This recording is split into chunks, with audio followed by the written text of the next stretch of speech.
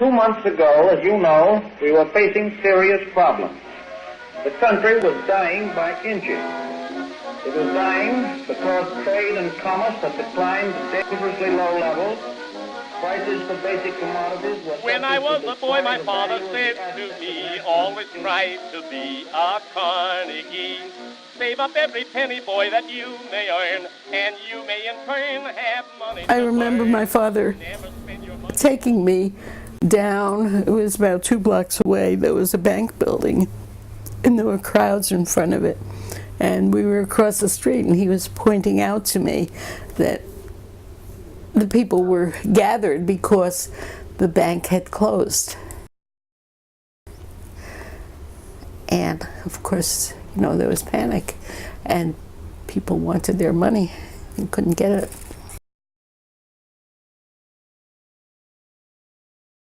A block in the other direction, there was an empty lot, and in the lot it was just packed with shacks that families were living in, and the shacks were built out of just anything that could provide protection against the weather.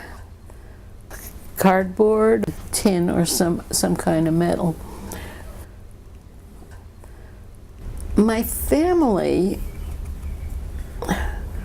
they never talked to us about problems, but it was clear that sometimes there wasn't enough to eat. It was very difficult.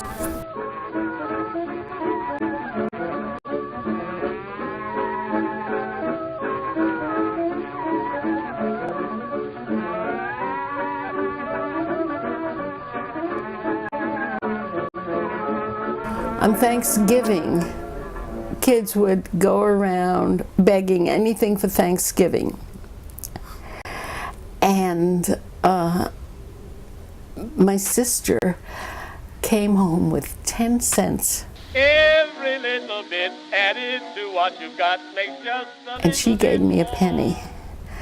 And I was able to buy hard candy, just a thin stick about a foot long. And you had all these colors to choose from, the flavors.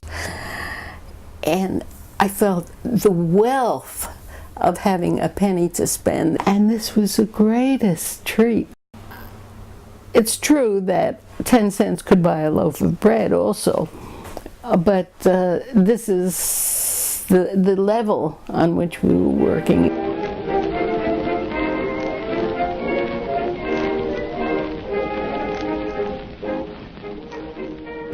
It cost a nickel to go on the train or trolley car, and you had to calculate whether or not you could do something that would have been a free event, a free activity. Do you have the car fare? So this was an example of, you know, the kind of choices we had to make. Nothing unusual. Everyone was poor.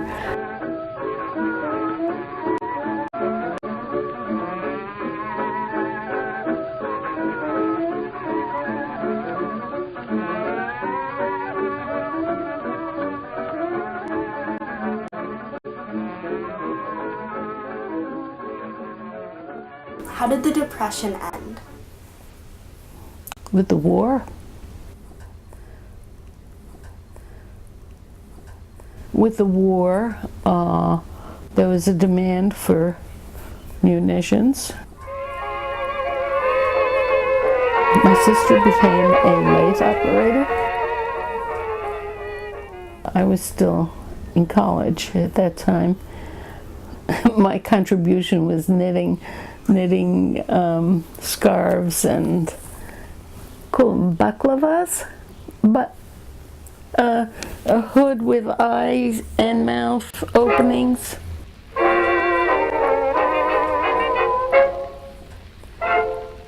So people got jobs. Can you talk about the opportunities women had, like the different kinds of jobs they could get? Women, you want to be a nurse or a teacher? Or you could be a secretary. And if you were a Jewish woman, you darn well better not apply for a job in this industry or that company, because they won't hire you. The boys, the copy boys, were all getting drafted or enlisting in the war, and they began hiring girls. I thought, oh well, here's my opportunity to get into the journalistic world, and I applied and I got the job. And the reporters would yell, "Boy!" and when the girls would go trot over and pick up the stuff in his out basket and carry it over to the in basket where it was supposed to go.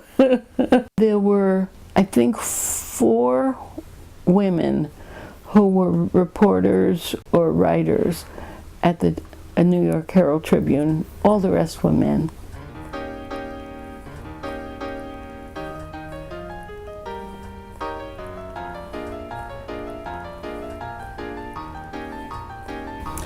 I came to Minnesota to go to graduate school, to study, to get a master's in English literature, of all things.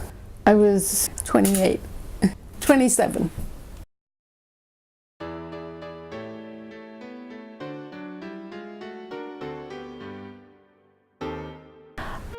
At 36, I wasn't thinking about life or its meaning or anything. I was just doing. I was busy having kids and getting supper on the table and changing diapers and doing laundry.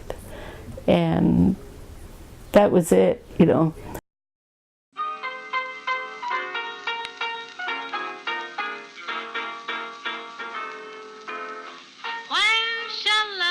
I was in a Tai Chi class, and one day I said, "Oh, I did something wrong, my back's hurting," and the teacher said, "Is your back hurting?" And he squatted down in front of me and he put his fingers behind my knees, and class standing around in a circle, and he's squatting there looking up at me like this, and I'm looking down at him like this. And then suddenly I said, "It stopped hurting." And of course we all wanted to know everything he knew. I was 56 years old when I started studying acupuncture. I became fascinated. I was exposed to the ideas that I had never heard about it even, you know. It was like walking past the mouth of a vacuum cleaner and going whoosh. When I started, there were about 5 books in English, and now there are hundreds. So I began practicing, and I began teaching, and then I started a school. The first graduating class was 4 students, and now they're turning out I think 15 or 20 a year. Acupuncture is a whole healthcare system to influence the flow of energy, and it leads you to a treatment. And this flow of energy has been described a couple of thousand years ago. I love the magic. No one knows exactly what happens. What's the connection between this and that is something that has yet to be discovered. And it doesn't interest me to find out why. I just love the magic that it happens.